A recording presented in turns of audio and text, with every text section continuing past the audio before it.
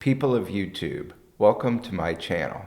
I'm Aaron, a software startup CEO who knows nothing about solar and whose beard is getting awfully shaggy. Today we're going to go over the solar roof buying process as well as a way that I use to save thousands of dollars on the solar roof purchase. I originally ordered the roof on April 1st of this year, and the buying process was super simple. You go to Tesla's solar website, you put in your home address and the amount of your power bill, and you get a quick quote from Tesla on how much it costs. Click approve on the quote, put down a small down payment, and you're now in the queue. On April 29th, however, I received a very sad text message. It said I had some sort of angled end wall complexity that meant that my project was put on hold potentially indefinitely. And if any of you folks know what this complexity was, because I still haven't figured it out today, please put it down in the comments section. However, suddenly in August, I received a text message from Tesla saying that my roof had been designed and that they wanted me to approve the designs within 5 days. I was both excited that it looked like I may end up with a roof, but I was also a little saddened. I have to respond to their emails in 5 days or less, and when we email or call Tesla, it could be indefinite before we get a response back from them. Shortly after design approval, a Tesla engineer doing a site survey came to the house to take a look at the roof. This required almost a full day's worth of review of the roof and the electrical system of the home. One thing to keep in mind is they are going to drill safety holes in your roof to tie themselves off to. So if you're concerned of any sort of potential leaks from these holes they're drilling in your old roof, you may want to have a conversation with the individual. The tech that was on site was very knowledgeable, answered all my questions. Working with the on-site Tesla site survey engineer was like a dream come true compared to speaking with a project advisor. We spent the next 4 to 6 weeks tweaking the designs provided by Tesla to do things like add and remove additional power walls, and change the amount of solar tiles that were on the roof. Every time you make a tweak, there's a week or so delay as the designs get sent back to design at Tesla Solar as you wait for them to return. This brings me to my first tip on the Tesla solar roof buying process. Ask to get your hands on the actual roof plans that Tesla has made. As far as I could tell, these plans are not downloadable from your account by default. Your project advisor has to enable you to have the ability to download them.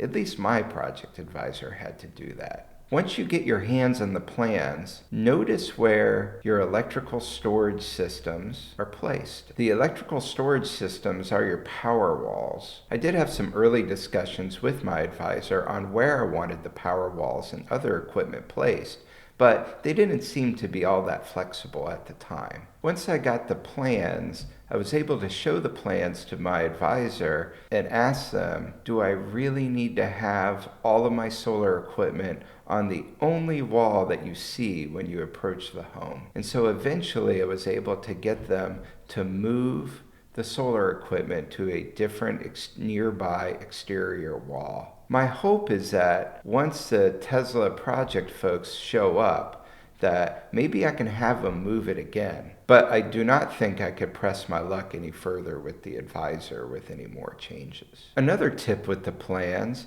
are that you can see that even though you select a certain number of power walls, Tesla will independently swap some of those power walls out for Powerwall Pluses. And from what I can see from my plans, they're already planning for 2 of the power walls to be Powerwall Pluses. This next tip saved me thousands of dollars in costs. Tesla is beta testing a new re-roofing program instead of an entire roof replacement. Roof replacement is when the shingles or tiles are removed from your roof, as well as the underlayment, which is the waterproof material underneath the shingles. The decking, which is the wood material that the underlayment and shingles sit on, is then inspected for rotting. If any sort of rotting or damage is done to the decking, the roofing company would then replace the decking. This is a time and labor intensive activity because all the shingles have to be removed, the underlayment removed, and some decking replaced.